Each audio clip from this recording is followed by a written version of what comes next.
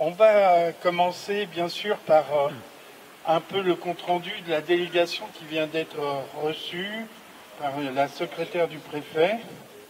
Et puis après, on fera intervenir un certain nombre de camarades pour dire ce qui se passe avec, bien sûr, la préfecture et autres. Je passe la parole à André Olivreau, porte-parole de la défense des victimes des algues vertes. Des marais vertes. Oui, donc on a été reçu par la préfecture. Ils nous ont devancé parce qu'il y avait la manifestation de la Sainte-Barbe. Voilà, bon, en fait, moi tout de suite, j'ai présenté la situation comme quoi depuis très longtemps, on a des émanations de gaz, donc ce qui donne aujourd'hui les sangliers qui disparaissent. Mais malheureusement, il y a 40 ans, la plage de la Grandville, à l'endroit où les sangliers meurent, eh bien, c'était un haut lieu de villégiature, puisque les gamins pouvaient construire le Mont Saint-Michel en château de sable, alors qu'aujourd'hui, eh bien, c'est une fosse à lisier à découvert à cet endroit-là. Bon, pas tout le temps, mais pratiquement souvent, à part quand les grandes marées viennent lessiver un peu ces algues en décomposition. Alors, nous, on demande au préfet d'avoir le résultat des analyses. Bon, pas simplement pour satisfaction intellectuelle, mais pour bien prendre conscience que, finalement, la vie est en danger dans ces endroits où les algues vertes sont en putréfaction. J'ai démontré qu'avec mes appareils à gaz cet été, eh bien, effectivement, il y avait encore beaucoup plus de gaz qui s'échappait de la plage, aussi bien du méthane, de l'H2S que l'ammoniac. Voilà. Et du coup, eh bien, j'ai évacué mon bungalow à la Grandville. Je suis tombé malade. Avant, bien sûr, j'ai fait un stage au SAMU parce que j'ai eu un début d'intoxication. Bon, vous avez pu voir ça dans les médias. Alors, nous, on demande à la préfecture de faire en sorte qu'il y ait vraiment un ramassage systématique des algues vertes, qui mettent les moyens appropriés pour récupérer les algues vertes, comme on a eu à un moment donné les dameuses de Savoie. Alors, la dame de la préfecture, secrétaire du préfet, je crois, elle a répondu, bah oui, je connais bien, je suis savoyard. Bon, donc ils mettent à disposition des dameuses de Savoie déjà, ramasser les algues vertes dès l'instant qu'elles arrivent. Et puis, faire en sorte que, en fait, l'eau qui circule dans le Gouessant, ça soit une eau de luchon ou une eau de planquette. Que le Gouessant soit vraiment considéré comme un être vivant et que la vie puisse revenir normalement en laissant effectivement les exploitations se développer, mais avec d'autres pratiques beaucoup plus nobles. Bon, alors, il faut aider les agriculteurs à résorber leurs dettes paysannes. Il faut les aider à changer de modèle. C'est ce qu'on a rappelé. Voilà, bon, alors maintenant, et puis il y a des moyens. On sait, par exemple, les appareils qu'on a, nous là, on sait que le taux d'azote dans l'eau est trop importante. On a gagné ce procès au 1er décembre 2009, pas plus de 5 à 10 mg de nitrate dans l'eau des rivières. Aujourd'hui, on est à 50-60. Bon, c'est pas moi qui le dis, c'est même le Conseil général qui a sorti une étude qui est parue d'ailleurs dans les différents journaux. Donc, il y a des efforts à faire de ce côté-là, et il faut réinsister pour qu'il y ait une nouvelle politique agricole. Voilà ce qu'on est venu redire aujourd'hui. Et puis, surtout, faire de la prévention auprès de tous ceux qui vivent sur le bord de la mer. Et comme je disais, comme m'a dit Roger Giquel à un moment donné, eh bien les gens ont peur. Eh bien oui, il faut rassurer les gens et il faut les prévenir, mais ensuite changer de politique agricole. Yves, à toi. Merci. Oui, ben écoutez, bravo pour les applaudissements, parce que faut avoir envie de venir par les temps qui courent. Bon. Écoutez, moi je vais me contenter de faire de la description. On nous pose la question, mais pourquoi les sangliers sont morts? C'est un secret de polichinelle. Bien évidemment. Alors on nous dit, l'année dernière, il était une infection. Puis on se méfie de la peste porcine. Bon. Et puis, on nous a dit là, tout à l'heure que le premier sanglier qui a été trouvé, il n'était pas en pleine forme parce qu'il était imbibé d'eau et qu'il y avait des difficultés à pouvoir faire des analyses. Bon, par contre, on nous a confirmé que des analyses avaient été faites sur les autres sangliers, y compris analyse d'H2S. Donc c'est déjà une bonne chose, sauf que on n'a pas le droit de les avoir. On n'a pas le droit de les avoir parce que c'est monsieur le procureur qui doit nous les donner. Ah bon, monsieur le procureur, il n'est pas obligé de nous donner les informations. Ah bon, alors si monsieur le procureur ne nous les donne pas, et si monsieur le préfet ne nous les donne pas, qui c'est qui va nous les donner? Personne. Parce que ça n'intéresse que nous d'avoir les résultats. Ça n'intéresse pas les autorités. Et il n'est pas difficile de faire le lien entre la mort de ces sangliers et l'état de l'endroit où ils sont morts, c'est-à-dire l'anse de Morieux et le Ouessant et la place de la Grand'Ville. Alors, c'est pas compliqué. La description, c'est pas nous qui la donnons, c'est le tribunal administratif de Rennes qui l'a donné l'année dernière en condamnant le préfet pour préjudice écologique. Et je vous lis quelques lignes très rapidement. Une étudiante a fait une étude et un inventaire biologique sur la zone. Elle observe que l'abondance totale et la richesse spécifique en espèces de la baie demeurent très faibles, particulièrement à proximité du Ouessant, où les amas d'algues échouées étaient les plus importants.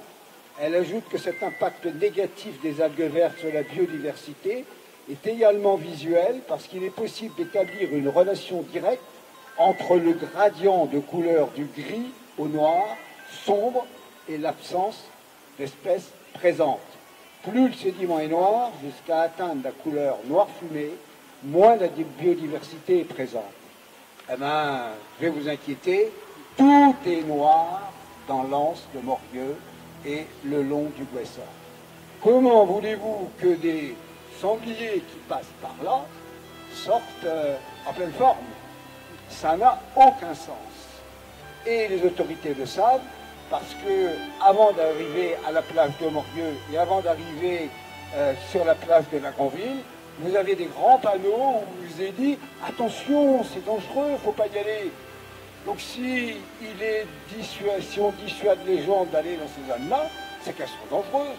Et puis si elles sont dangereuses pour les personnes qui voudraient mettre leurs serviettes et puis faire un petit tour de plage, mais elles sont dangereuses aussi pour les sangliers. Et la boucle est bouclée. Et c'est pas la boucle vertueuse, c'est la boucle vicieuse. Et c'est cette boucle vicieuse que nous nous chargeons de rompre. Parce que nous avons dit à la préfecture qu'il y a entrave à la justice dans la mesure où on n'a pas ces résultats. Parce que le cour d'appel de Nantes doit statuer sur ce jugement du tribunal administratif qui a été porté en appel par le préfet. Et donc la cour d'appel de Nantes, elle doit avoir toutes les informations requises. Alors là, on a un peu l'impression qu'on lui cache quelque chose. C'est dommage que l'on ne donne pas toutes les informations à la cour pour qu'elle puisse juger sereinement. Donc, nous ferons tout pour que le grand guignol cesse et que la Cour soit informée et qu'il y ait confirmation de ce jugement qui confirmera que la réserve naturelle dans cette partie est est considérablement dégradée et qu'elle représente un danger pour tous les êtres vivants, sangliers, vers et êtres humains. Merci Yves-Marie, président de sauvegarde du Trégor, de l'eau et du Bien-Pierre. Je passe la parole à Serge Lequéot pour Solidaire. Voilà, alors ce qu'on a dit, donc la directrice du cabinet, c'était pas la secrétaire du préfet, c'était la directrice du cabinet, et on lui a bien expliqué que finalement, les solutions, tout le monde les connaît. Il y a eu un rapport qui a été fait par le César de Bretagne, dont Jean-Paul Guillaumard, ici beaucoup dans ses souvenirs, qui était originaire de Bretagne, qui avait fait un rapport il y a déjà plus de 15 ans, qui expliquait la manière dont il fallait s'y prendre pour sortir des marées vertes. Il y a eu la Cour des comptes qui a fait un rapport en 2021, qui est accablant, qui est une description de la situation accablante de la Bretagne, et qui fait des préconisations au gouvernement en 2021 pour lutter contre les marées vertes. Il y a eu donc en 2023, en avril 2023, alors, je ne sais pas ce qui se passe. En 2023, le Conseil économique et social donc, a publié un rapport qui s'intitulait « Comment favoriser une gestion durable de l'eau, quantité, qualité et partage en France face au changement climatique ». Et évidemment, quand on a parlé de la qualité de l'eau, on a fait un focus sur ce qui se passait en Bretagne et sur les marées vertes. Il y a des préconisations qui ont été faites au gouvernement. C'est la préconisation numéro 14, et qui invite donc le gouvernement à prendre des mesures, notamment de réorientation évidemment des pratiques agricoles pour aller vers l'agroécologie, pour une diminution des intrants dans les zones sur les bassins versants liés aux marées vertes. Et surtout, c'est la préconisation qui avait horrifié la FNSEA, c'était de dire qu'il fallait absolument diminuer les cheptels, parce que c'est le vrai problème, il est là. Parce que tant qu'on ne diminuera pas les cheptels, on ne pourra pas s'en sortir. Et ce que le Conseil économique et social a fait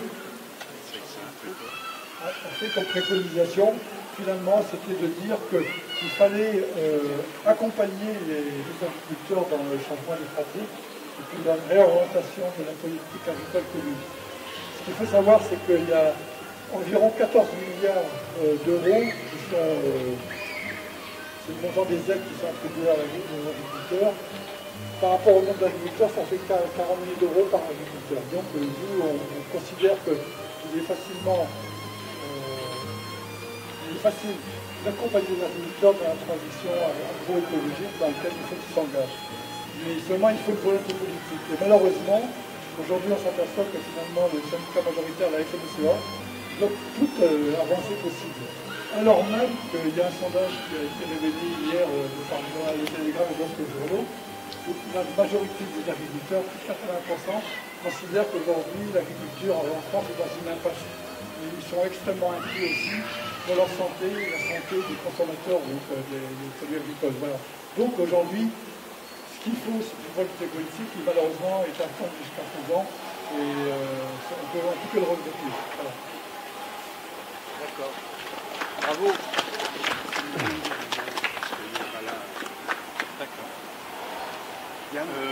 J'invite Yann Hamon pour les écologistes de la paix de Saint-Brieuc.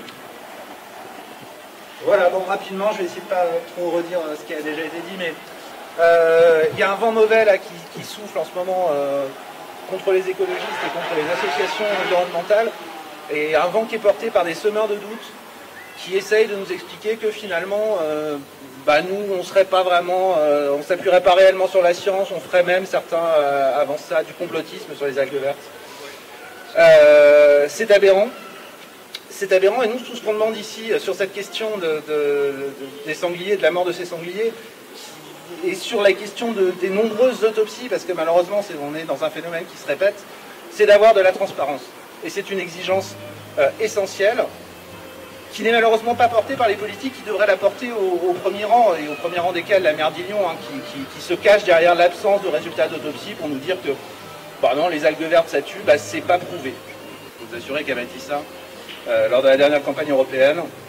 Quelqu'un qui devrait être en première ligne pour défendre la santé de ses administrés. Mais en même temps, c'est pas très étonnant puisque le maire d'Illion précédemment, notre actuel député, était déjà impliqué dans des histoires un petit peu étranges autour de questions d'autopsie. Bon, nous, on cherche juste à avoir des réponses claires sur un sujet qui est très important, sur un sujet qui est inquiétant et sur un sujet de biodiversité et de santé publique, et on va continuer à porter ça. Et on a besoin derrière, évidemment, de politique, Serge l'a déjà dit, de politique locale et de politique nationale qui puisse réduire à terme. Alors, on doit participer au curatif, hein, comme l'a dit André, évidemment, mais on doit aussi commencer à travailler sérieusement sur des politiques qui vont nous permettre de sortir de ce fléau terrible des algues vertes et porter sur la baie de Saint-Brieuc, c'est nous ce à quoi on s'engage, qu'on va essayer de faire, et on va essayer de convaincre tous nos partenaires de gauche de le faire. C'est pas toujours facile dans la région Bretagne, mais on veut essayer de porter l'idée qu'autour des bassins versants algues vertes, c'est vraiment nécessaire qu'on ait une accélération de la transition du modèle agricole. Sans ça, on n'en sortira pas, et il est hors de question qu'on laisse la baie d'Illion se dégrader à ce point-là. Voilà.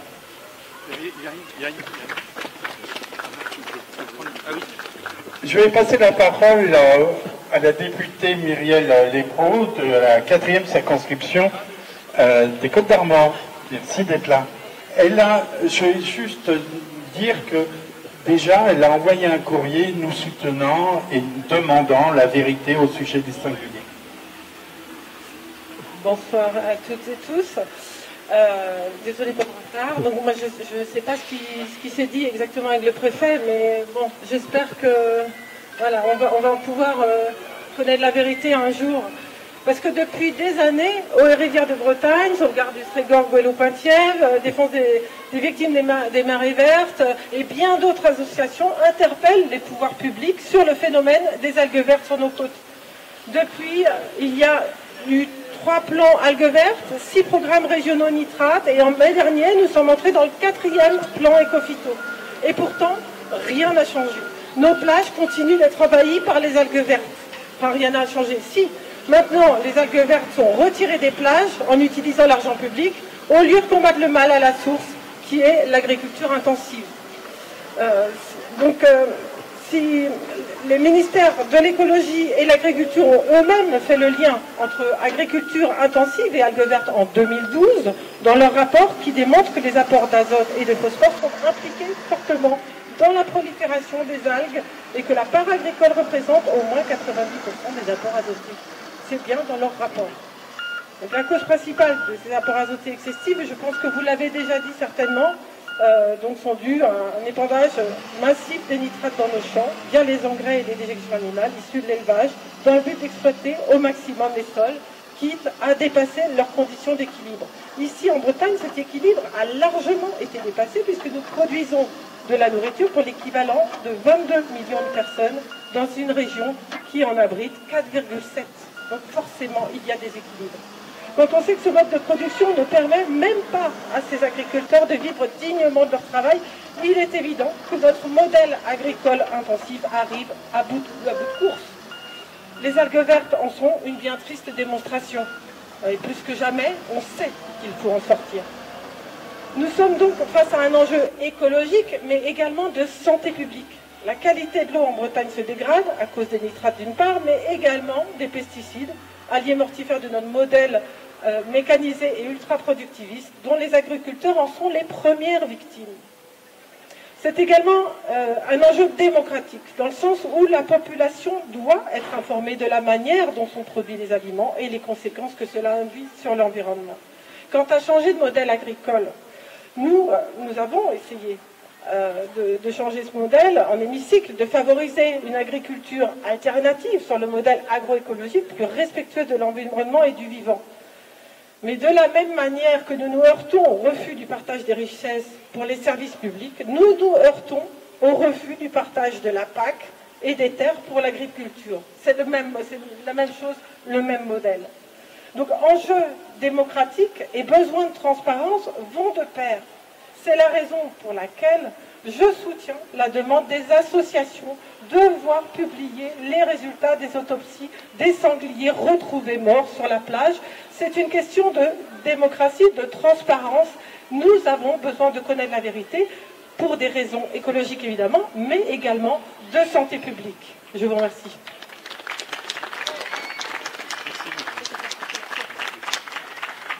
Avant de passer la parole à d'autres, je vais énumérer un peu justement les associations soutenant ce rassemblement qui a vu, bien sûr, en dehors des 3 associations qui sont à l'initiative, avoir le soutien d'Attaque. Est-ce qu'il y a quelqu'un qui veut prendre la parole pour Attaque? Non, je crois que Pierre n'est pas là, il devait être là, mais il a eu un petit souci, je crois. Il y a eu urgence climatique des Côtes d'Armor. Il y a, je vais peut-être en oublier, hein, je m'excuse. Il y a les générations écologiques. Il y a Ensemble 22. Il y a l'UDB. Il y a le NPA du Finistère, du Côte d'Armor. Et il y a, et là je vais passer la parole, à la Corsep qui va nous dire pourquoi ils sont là.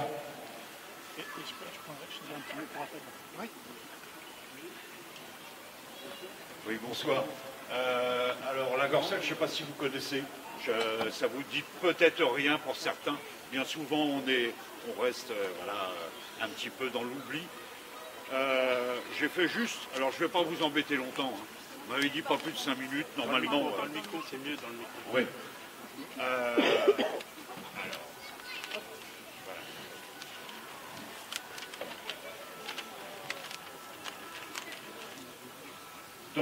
Donc pour vous présenter la Corsed et vous expliquer pourquoi nous sommes ici ce soir, la Corsed de Bretagne, on en est membre, voilà. Pour montrer notre soutien, on est présent pour montrer notre soutien à toutes les associations qui, depuis le début, se battent, mènent le même combat contre les algues vertes, qui ne sont toujours pas entendus ou alors mis à l'écart, bien souvent. Hein, c'est ce qu'on a pu se rendre compte. Historiquement, pourquoi on est là? Historiquement, la Corsed vient de fêter ses 125 ans cette année. C'est pour vous dire que c'est une association très ancienne, bien avant la loi sur les associations. Son but, à l'origine, quand elle a été créée en 1899, c'était de défendre la culture, les langues bretonnes, la culture, le patrimoine et tout ça. Mais la Corsed, c'est avant tout une fraternité de druides, bardes et ovades de Bretagne. Et à ce titre, notre philosophie, c'est une philosophie à la nature. Donc on a notre engagement par rapport à beaucoup d'associations et à beaucoup de combats existe depuis pas mal d'années. On a pu, par exemple, soutenir QF, Daniel QF, contre les pesticides lorsqu'il est passé au tribunal administratif de Rennes. On a soutenu aussi donc les combats pour les mines, enfin contre les mines en Centre-Bretagne, contre les extractions aussi de sable dans la baie de Lannion, le lithium dans le pays bigoudin. Voilà, on essaye d'être toujours présent en tant que voilà, entité bretonne. Et comme notre philosophie est une philosophie à la nature, je considère que notre devoir, c'est de soutenir toutes ces associations qui travaillent pour que la Bretagne soit plus belle et pour qu'on puisse y vivre dignement, sans se poser de questions, sans crainte, sans rien. Alors, le Grand Druide de Bretagne s'excuse, il ne peut pas être présent, il habite dans le Morbihan, dans le pays d'Auray, et il était très occupé aujourd'hui, donc, mais il nous a mis en charge de présenter la Corsed, voilà ce qui est fait, et de continuer à vous soutenir tous les uns comme les autres. Merci.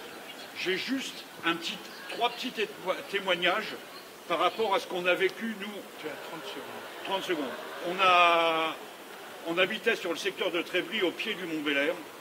Je fréquentais un jeune agriculteur tout à fait raisonné, qui m'avait expliqué, et ça c'est une des conséquences des algues vertes aussi, qu'avant le remembrement, une goutte d'eau qui tombait sur le Mont Belair mettait à peu près 7 jours pour arriver en baie de Saint-Brieuc. En 2000, lorsque j'ai rencontré cet homme-là, elle mettait 7 heures. Elle met 7 heures parce qu'il n'y a plus de talus, il n'y a plus de fossés, il n'y a plus rien. Donc voilà. Et autre chose pour boucler, pour conclure, que je voudrais vous dire, c'est qu'il est indispensable, je vous le vois tous, et il y a plein de monde autour de nous, il est indispensable qu'auprès de nos enfants et de nos petits-enfants, on leur explique les conséquences et qu'on leur explique que la vie, la source de vie, c'est l'eau. C'est la source de tout. Et que sans eau potable, sans eau correcte, on ne peut pas continuer à vivre comme ça. Voilà. Je vous remercie. Merci.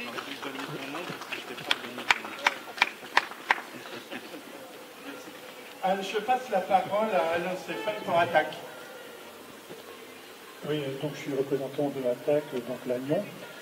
Donc première chose, donc bien sûr, excusez Pierre-Étienne qui peut être présent ce soir. Et donc moi ce que je voulais vous dire, c'est que Attaque, donc, je ne sais pas si vous savez ce que ça veut dire, mais c'est donc l'association pour les transactions boursières et les actions citoyennes. Alors actions citoyennes, on y est donc très très régulièrement, et notamment au travers, je dirais, que ce soit l'Alliance écologique et sociale, ou que ce soit plus local, au niveau de, par exemple, de Lannion dans le collectif du Trégor, climat du Trégor. Et là, donc, une action en lien direct, je dirais, avec les algues vertes, c'est une action qu'on a menée, c'est un FESNOS. Alors vous allez dire, mais quelle est la relation avec un FESNOS? Et bien, on a organisé donc avec le CCT, donc c'était donc Sauvegarde du Trégor Vélo qui portait donc toute cette action au niveau, je dirais, financier.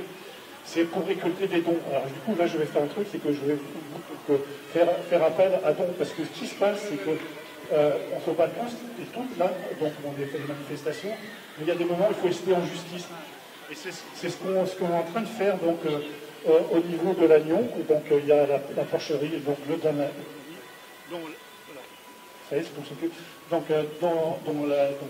qui sont passés donc, de 15 000 cochons à 22 500 cochons. Vous imaginez la folie, en fait, avec des points d'épandage qui ne vont pas, avec ce que vient de dire monsieur, donc c'est-à-dire la goutte d'eau qui met je ne sais plus combien de temps, plus que 7 heures pour aller au bord de la rivière. Donc c'est juste de la folie. Donc on a esté en justice, et quand on est en justice, vous savez bien qu'il y a une chose qui compte beaucoup, ce sont les avocats. Donc on a fait appel au cabinet de maître de la forme de Topalov et puis le dernier. Et donc ça a un coût, ne serait-ce que cette première partie au tribunal, c'est 3 600 €. Alors vous voyez, donc quelque part je vais faire appel aux dons. On a donc voilà, la pétition surtout. Ouais, il y a les pétitions aussi. Donc voilà, donc n'hésitez pas à signer les pétitions et puis aussi donc ces collectes en ligne, n'hésitez pas donc à les alimenter parce que je pense que le combat il est loin d'être fini, vraiment loin d'être fini parce qu'on voit que ça continue de partout les extensions, que ce soit de poulailler, que ce soit de porcherie. Donc voilà. Donc j'arrêterai là parce que et puis donc je vous dis donc merci et puis donc merci. bonne soirée. Merci Alain. Je passe la parole à Philippe Roy-Rivière. Merci de me donner la parole. Alors, je suis venu ici apporter le soutien, bien évidemment, d'Eau et Rivière pour cette demande, parce que c'est scandaleux. Apparaissent trop tard en disant ben, c'est trop tard, maintenant on ne peut plus voir si c'est le H2S. Donc on est complètement en solidarité avec cette demande de faire en sorte qu'on ait les résultats d'analyse sur les cochons qui sont morts. Je voulais ajouter quelques petites choses sur la baie de Saint-Brieuc spécifiquement. Alors sur la baie de Saint-Brieuc, vous allez tous entendre dire que ça s'arrange. C'est-à-dire qu'effectivement, il y a moins de nitrate dans l'eau. Quand vous regardez les chiffres, et ils sont publics, vous allez sur le site du Pays de Saint-Brieuc, vous les verrez, vous les trouverez, vous apercevrez qu'effectivement, ça a sérieusement diminué depuis les années 90, mais ça fait aujourd'hui plus de 10 ans que ça ne change plus, c'est-à-dire qu'on n'avance pas sur les nitrates. On est toujours à des taux autour de 30. Alors, les nitrates, C'est un des problèmes globaux. Alors je ne vais pas répéter tout ce qui a été dit sur l'agriculture, que je partage complètement. Mais dans l'eau, effectivement, les nitrates, on nous dit, et là je viens de lire l'enquête publique sur le captage de Grasse-Uzel, qui est pas très loin d'ici, hein, eh bien on nous dit, ah mais c'est formidable, on est en dessous des 50 mg, qui est le taux au-delà duquel on ne peut plus potabiliser l'eau. On oublie de dire que c'est un taux maximum, mais ce qui est recommandé, c'est 25 mg. Donc la qualité de l'eau, il faut absolument l'améliorer. La qualité de l'eau, il faut aussi l'améliorer parce qu'on a un problème, on a les pesticides, ça a été dit. Mais aujourd'hui, on a aussi les PFAS, le TFA, et on a un problème qui n'est toujours pas pris en main, mais pas du tout pris en main, ce sont les résidus médicamenteux. Et ça, personne ne s'en occupe. Donc il va falloir se battre pour la qualité de l'eau, et puis je vous remercie tous ici de vous être manifestés pour cela. Merci Philippe. Merci Philippe. Je passe la parole à Daniel Lanvin pour les Insoumis.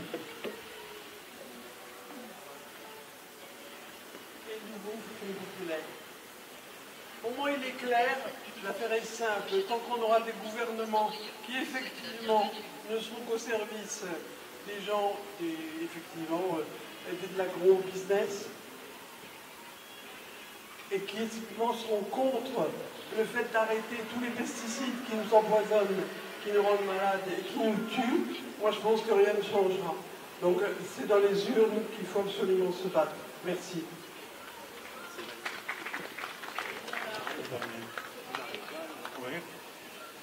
Écoutez, merci beaucoup pour votre déplacement, pour vos interventions et du soutien. Bien sûr, on va continuer à essayer d'avancer tous ensemble dans la direction de la vérité.